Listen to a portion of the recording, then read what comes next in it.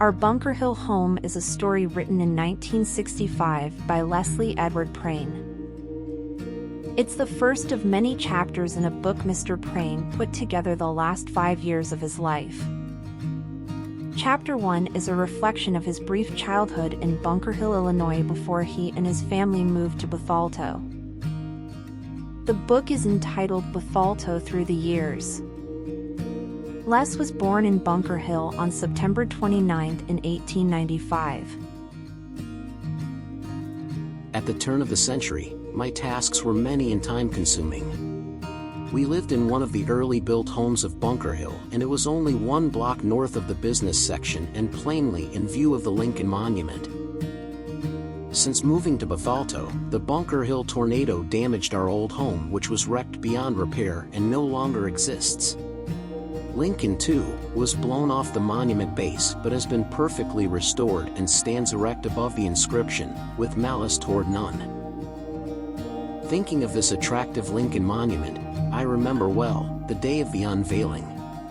Amid the cheering and excitement of this occasion as Miss Mary Truck pulled the unveiling cord, I, then only a mere stripling, waved my hands and threw my arms in the air with the crowd, and lost 5 Indian head pennies that Dad gave me to spend on that day. What a catastrophe, and I remember it as happening just yesterday. Our old home contained 13 rooms, a beautiful open staircase, a dandy rail on which to slide down, and a dirt floor cellar. It lacked every modern convenience. There were 4 fireplaces, 2 upstairs and 2 downstairs. Since cash was scarce in those days, Mother kept roomers and I kept the fireplaces and 3 wood-burning heaters in action, and as one of my after-school chores, I carried in the cobs and fuel. It required a lot of fuel as the words storm windows and insulation were not even in the dictionary in those days. The cracks around the windows in our bedroom were stuffed with rags and paper, and occasionally even then snow would find its way across our comforter on our bed. It was quite a daily challenge to get the kerosene lamp chimneys sparkling clean and wicks evenly trimmed. Just another chore. Of course, chickens were a necessity, and to keep our flock of 50 to 75 in egg production, another necessary chore was keeping them in feed and water. Fried chicken was seasonal and enjoyed only about 3 months of the year, June, July, and August, at which time it was our privilege to enjoy home-raised drumsticks. In the fall of the year, the usual preparation for winter was moving the heavy oleander, planted in half barrels, into the dirt floor rock-walled cellar. Oh yes, turnips, potatoes and apples too, found their place under the house.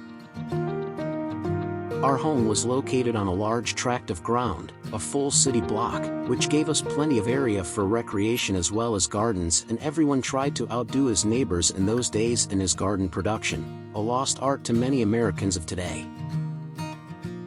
Brothers Francis and Orville, 5 and 10 years younger respectively, joined in the fun as they grew up, but my being the older, such jobs as cook, custodian, and guardian fell my lot. Oh yes, at this point I think of our kitchen. It was the workshop of the home. Besides preparing and eating meals there, it was our bathing room, and the common round washtub was our bathtub. It also was our laundry with 2 common washtubs, a hand-powered wash machine, and a boiler on the old black cast iron coal stove to supply the hot water.